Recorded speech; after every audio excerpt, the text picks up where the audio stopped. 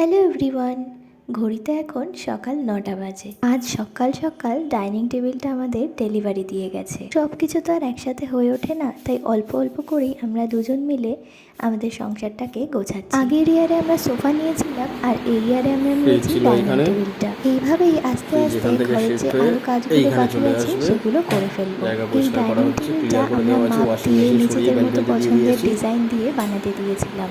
Seriously আমার দারুণ লেগেছে। তো সে যাই হোক, এখন ঘরদুয়ারের অবস্থা খুবই খারাপ, জিনিসপত্র একদম এদিক ওদিক ছিটিয়ে রয়েছে। তোমরা হয়তো অনেকেই দেখেছো আমাদের ঘরে ওয়াশিং মেশিনটা এই কিচেনের এই কর্নারটাই ছিল, তো সেটা এখন বারান্দায় ট্রান্সফার করা হয়েছে। আর ইনিশিয়ালি ফ্রিজটাকে যেখানে আগে ওয়াশিং মেশিন ছিল সেখানটায় রাখা হয়েছে। যে ডাইনিং টেবিলটাকে এখন এখানে রাখলাম, বাট ওর সাজ কিন্তু এখনও কমপ্লিট হয়নি। আর ঘর দুয়ার গোছাতে গোছাতে কিন্তু এদিকে আমি রান্নাটাও বসিয়ে দিয়েছি। আর আজকে হচ্ছে ঝালঝাল মাটন।